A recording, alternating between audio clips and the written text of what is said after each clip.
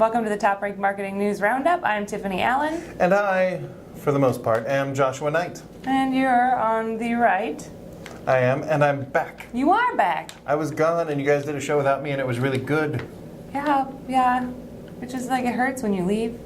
I know. So you decided to spite me by doing a really good show, to just be like, I don't need you, I don't need anyone. That's exactly it. Yeah, okay. Well, you've set the bar very high, so I'll do my best to limbo underneath it. Because our first story for today is a story that makes me very happy. Okay. Because it's about the best kind of marketing, the marketing that delights people who see it, and gets across the point that the marketer was trying to get across. It's good stuff. Fair enough.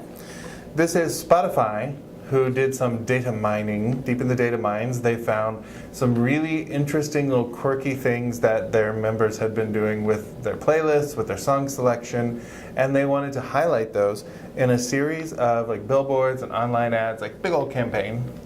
So we get things like, the tagline for this whole thing was, "Thanks 2016, it's been weird," which I love for just tapping the zeitgeist.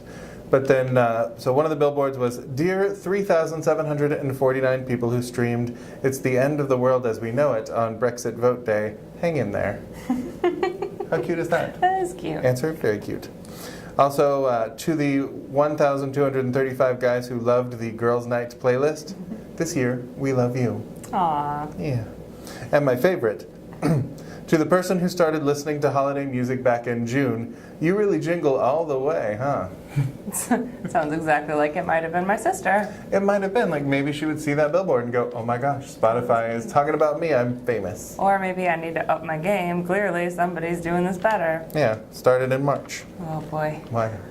Why not? So speaking of holiday cheer, this year, so are you aware of this phenomenon called Cyber Monday? That is the Monday after Thanksgiving where everyone chooses cybernetic replacements for the limbs that they nod off rather than talk to their relatives about politics. Yes, close. It's actually the anniversary of when the cyborgs came and replaced all of us humans here on the planet.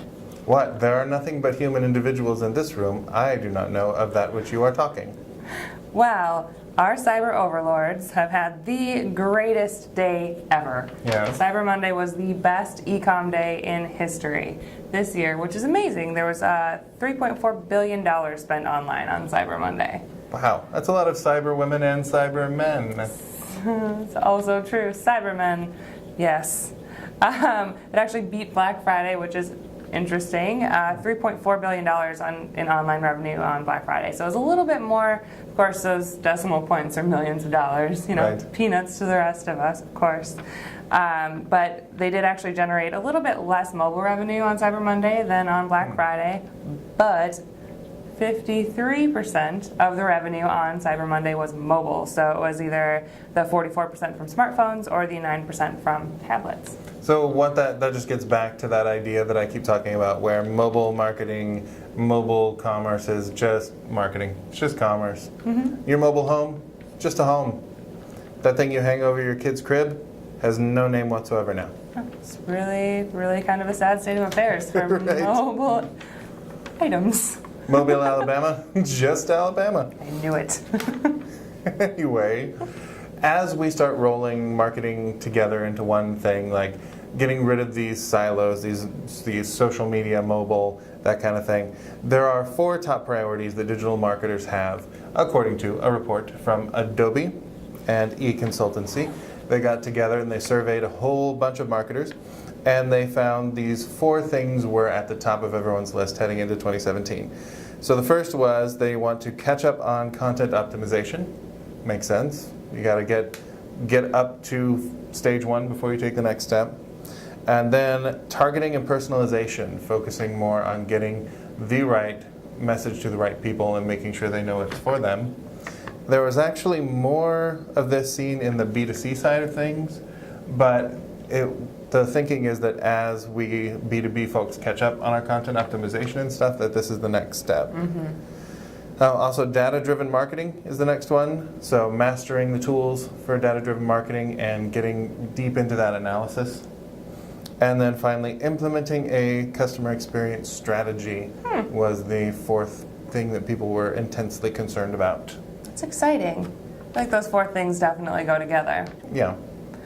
Yeah. Like peanut butter and jelly and more peanut butter and more jelly, Yes. some would say. And bread. Optional. It makes sense though. If you optimize your content, that gives you a better customer experience. The targeting personalization going to give you better experience. Fair. Data is going to help you create better content, better targeting, better customer experience, and it all comes down to when people like what you're doing, they want to buy stuff from you. So you should do more of that. Yeah. Yes. Well, speaking of customer intent, Google is actually retiring, sad day for us, the content keywords feature in Google Search Console. But not to worry. Okay. As you know, Joshua, you can use the Fetches Google tool to essentially see how Google is crawling your page, just like you would with the keyword tool. So it would be, Fetches Google. It shows you how pages are rendering, how they're being crawled, all of that data that you need is still there. So it's not necessarily taking anything away from us, it's just in a new spot now. So I'm glad that Google finally made Fetch happen though, because it took, Lacey Chabert had given up. That's been like 10 years. It's fair. So thanks Google for doing that. I always thought it was content keyword. So it's content.